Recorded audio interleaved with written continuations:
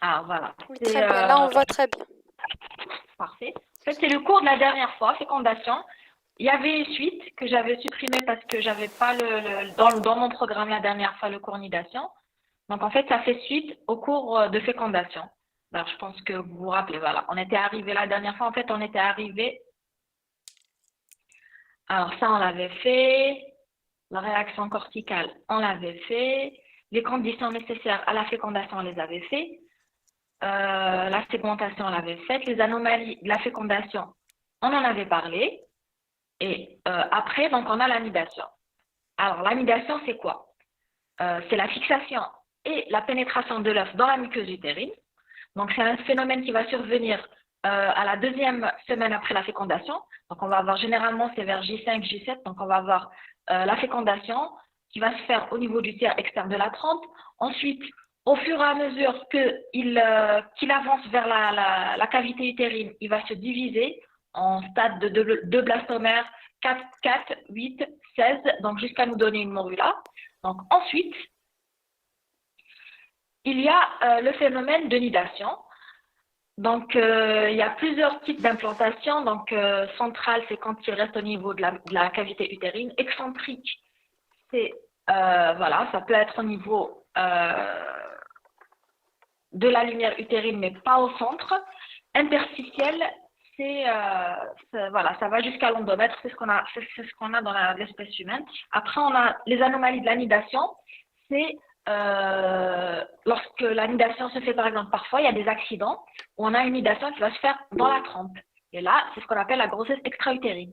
Parfois, l'anidation va se faire à l'extérieur donc, de l'utérus. Et là, c'est les grossesses extra-utérines ou parce qu'il peut y avoir des grossesses extra-utérines au niveau de la trompe, il peut y avoir des grossesses extra-utérines ovariennes, des grossesses extra-utérines péritonéales, c'est exceptionnel mais ça arrive. Donc tout ça, on a aussi l'anidation, elle peut se faire aussi accidentellement au niveau de la cicatrice de césarienne. Et là, il faut interrompre la grossesse. Pourquoi? Parce que au fur et à mesure que le placenta va commencer il va y avoir une invasion, parce que savoir que le placenta, il se comporte presque comme un cancer.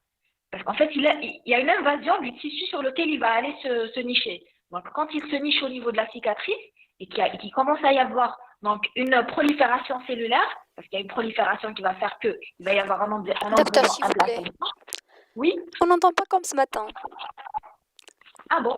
Oui, oui, je sais pas pourquoi. euh, Ce serait pas Je votre vais micro par hasard. Il se peut que... Non, non, j'ai pas du tout modifié les paramètres de mon micro. Et là, c'est bon? je sais pas. Et vous êtes avec des écouteurs? Je sais pas, vous m'entendez? C'est quoi le souci? Ça se coupe ou vous m'entendez pas clairement? C'est ça justement, on vous entend pas très bien. Vous m'entendez? Oui, on vous entend mais pas très bien. Allô? Allô, oui?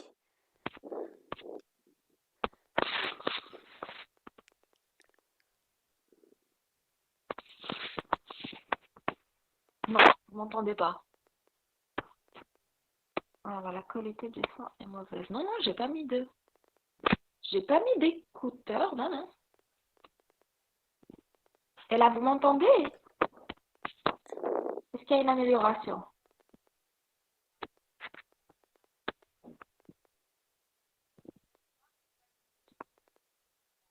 Bon, là, je vais essayer de reprendre et vous me dites si ça s'est amélioré ou pas. Alors, donc, qu'est-ce que j'étais en train de vous dire? J'étais en train de vous parler des grossesses extra-utérines, des anomalies de l'anidation. Donc, je vous ai dit qu'il y a les grossesses extra-utérines quand ça se niche au niveau de la trompe, c'est les GU cubaires. Je vous ai expliqué que ça peut aussi se mettre au niveau du pavillon, ça peut se mettre au niveau de l'ovaire, ça peut se mettre au niveau de la cavité péritonéale et ça peut se mettre au niveau de la cicatrice. Quand quand ça se niche au niveau de la cicatrice, j'étais en train d'expliquer que voilà, lorsque l'œuf va aller se nicher, il va y avoir une multiplication cellulaire, il va y avoir une prolifération, ce qu'on appelle une prolifération, et donc qui vise à ce qu'il y ait l'embryon et le placenta. Alors sur le tissu utérin normal, comme il y a le myomètre, donc même s'il y a une prolifération, ça atteint généralement, voilà, il y a l'endomètre, une partie du myomètre qui va être envahie.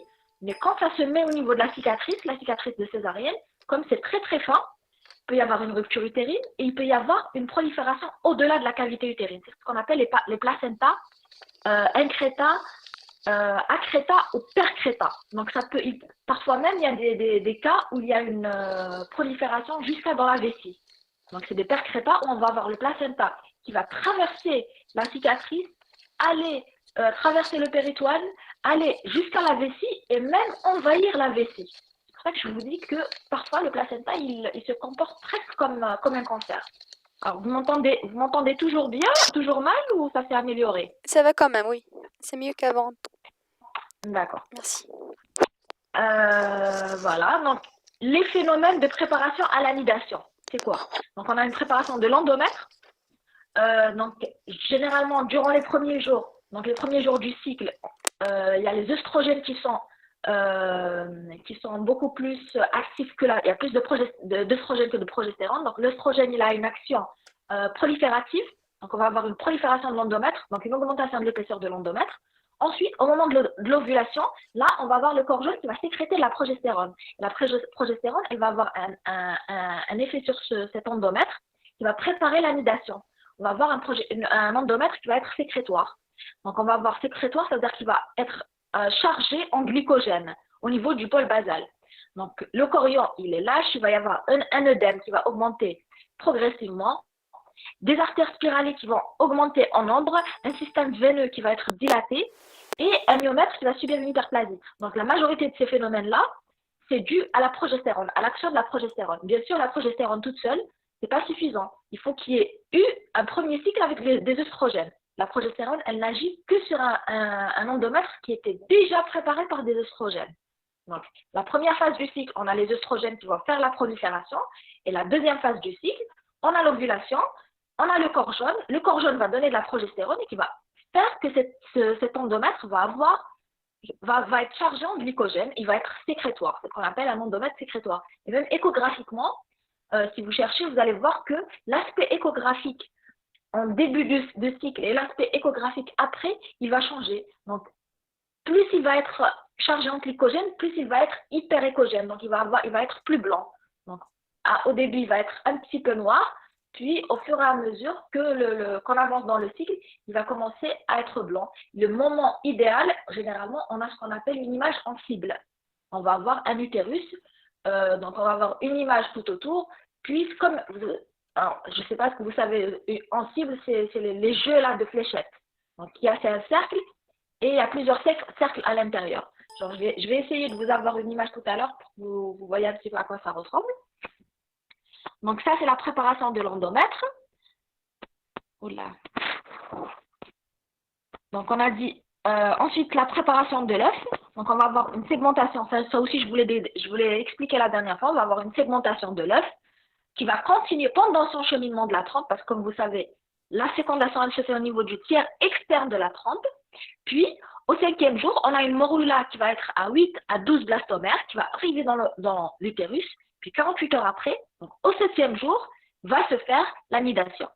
Donc, l'anidation proprement dite, comment ça se passe exactement? On va avoir un blastocyte qui va perdre sa zone pellucide, qui va s'orienter par rapport à la surface de l'endomètre vers le 6e jour, par le pôle embryonnaire. Ensuite, ce pôle embryonnaire donc, va s'attacher au niveau de l'endomètre. On va avoir un trophoblaste qui va prendre contact avec l'endomètre. Ça va se coller à l'endomètre. Et dès que ça se colle, ça va commencer à envahir. Donc, il va y avoir une invasion trophoblastique grâce à l'action de phagocytose du trophoblaste. Donc, le trophoblaste, dès qu'il se colle à l'endomètre, il y a le glycogène qui est là. Il va commencer à phagocyter ce glycogène-là et à se nicher à l'intérieur de l'endomètre. Voilà. Au 14e jour, l'anidation est terminée. Donc là, je vous ai mis un petit schéma pour que vous voyez un petit peu comment ça se passe. Donc, comme on a dit, bon, là, c'est pas super bien parce que là, ils ont mis le schéma que la fécondation, elle se fait presque vers la trempe. Non, la fécondation, elle se fait au niveau du tiers externe de la trempe, mais pas aussi proche du pavillon. Donc, dès qu'il y a la fécondation, hop, ça commence à se transformer, ça commence à se diviser, 2 blastocytes, 2, 4, généralement c'est 2, 4, 8, 16, hop, ça se transforme en morula.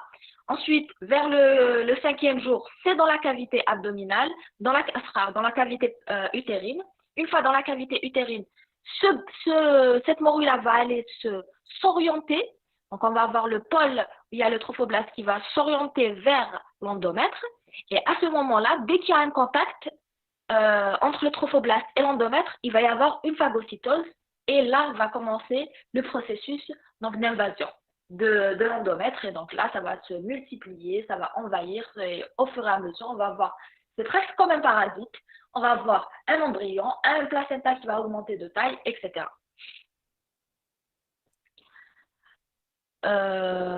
Alors, l'évolution de l'implantation, donc dès que l'œuf est logé dans la muqueuse utérine, l'endomètre va se transformer. Et là, c'est ce qu'on appelle la caduque. Donc, c'est toujours la même chose, c'est juste que ça change de nom. Donc, une fois que l'anidation a été faite, l'endomètre n'est plus appelé endomètre, mais c'est appelé caduque. D'ailleurs, quand si vous faites des recherches, etc., que vous lisez des cours ailleurs, vous allez voir que parfois on parle de caduque externe, caduque interne. Donc là, on parle toujours de l'endomètre. Donc, on a la caduque basale ou placentaire qui est entre l'œuf et l'endomètre. Donc là, c'est des petites définitions pour que vous compreniez ce que ça implique. C'est quoi la caduque? Caduque réfléchie ou ovulaire, c'est la partie entre l'œuf et la lumière utérine. Et la caduque pariétale, c'est la partie de l'endomètre qui recouvre le reste de la cavité utérine. C'est-à-dire là où il n'y a pas l'embryon, le reste de l'endomètre. Bon, là, c'est pas super important à apprendre. C'est juste des notions pour que vous compreniez ce que ça veut dire caduque si vous lisez d'autres cours ou d'autres cours. Alors, l'application de l'anidation. Donc, alors, je vous ai expliqué tout à l'heure que le corps jaune, après l'ovulation, il sécrète de la progestérone. Et donc, voilà, dès lors où il y a nidation, dès lors où il y a fécondation, nidation, on n'appelle plus ça corps jaune, on appelle ça corps jaune gestationnel. Donc, il continue de sécréter de la progestérone. C'est pour ça que je vous ai expliqué. Alors, je ne sais pas si c'est à vous, c'est à l'ancien groupe que j'ai expliqué ça. Donc, quand on a un kyste ovarien en début de grossesse, on ne le touche pas.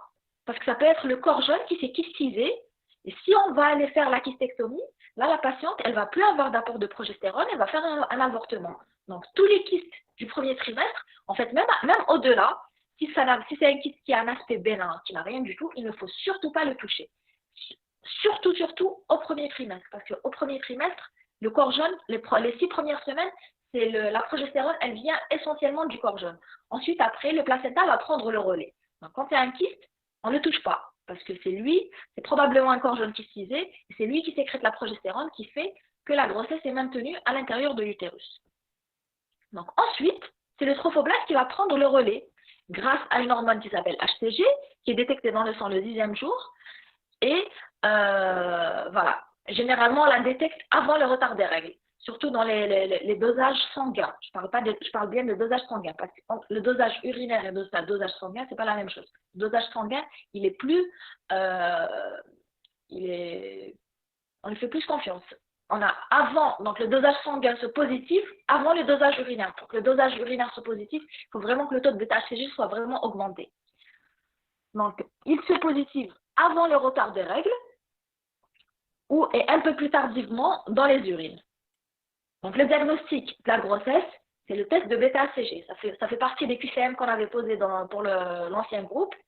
Et voilà, il y a eu malheureusement beaucoup de mauvaises réponses et je ne comprends pas pourquoi. Le diagnostic de la grossesse, ce n'est pas l'examen clinique. Quand on voit une patiente, ce n'est pas en examinant une patiente qu'on va se dire « Ah, elle est enceinte », ce n'est pas possible. L'échographie, c'est après généralement 6 semaines que l'embryon se montre. Donc le diagnostic, c'est le bêta-HCG. D'accord, ça c'est une notion de base qu'il faut connaître. Les anomalies de l'anidation. Alors, ils sont nombreux, donc on a l'échec de l'anidation. C'est-à-dire que l'embryon va aller se poser, d'ailleurs, généralement le stérilet, le DU, dispositif intra-utérin, c'est ça le mécanisme de contraception qu'il a. Il a un effet antinidatoire, c'est-à-dire que même s'il n'empêche pas l'ovulation, même s'il y a fécondation, une fois qu'elle arrive dans la cavité utérine, le DU il a une action sur l'endomètre qui va empêcher l'endomètre de proliférer. Donc, une fois qu'il est dans la cavité utérine, il ne trouve pas d'endomètre réceptif, Donc, il n'y a pas l'épaisseur, la bonne épaisseur de l'endomètre, il n'y a pas le glycogène et il va être évacué, voilà, généralement sans que la patiente ne s'en rende compte. Voilà, donc les échecs validation, c'est 30%, et là, c'est ce qu'on appelle des avortements infracliniques. C'est-à-dire que la patiente, elle ne s'est même pas rendue compte, d'ailleurs, on les calcule même pas comme étant des avortements, parce que la patiente, généralement, elle ne s'est même pas rendue compte qu'elle a fait une grossesse, qu'il y a eu une fécondation, mais que ça n'a pas tenu. Après, généralement, ça, c'est des avortements infracliniques. On les retrouve surtout chez les femmes d'âge extrême. Pourquoi? Parce que les femmes d'âge extrême, il y a ce qu'on appelle l'insuffisance lutéale. C'est l'insuffisance en sécrétion en progestérone. Et cette insuffisance en sécrétion en progestérone, ça fait que l'endomètre, de 1, il n'est pas préparé, et de 2, il n'est peut-être pas assez épais. Donc là, cette insuffisance-là, ça donne des pathologies, ça donne d'autres symptômes, et ça donne ce genre d'échec de la nidation. Ensuite, on a les anomalies de la migration, c'est ce que je vous ai expliqué, c'est la nidation ectopique, donc grossesse extra-utérine, au niveau de l'ovaire, la cavité abdominale, les trompes, et comme je vous ai expliqué, parfois même ectopique, parfois au niveau cervical, ça arrive. Donc ça, c'est considéré comme des grossesses ectopiques. Voilà. Et on a fini. Donc c'est tout petit, tout simple. Alors j'espère que vous avez suivi.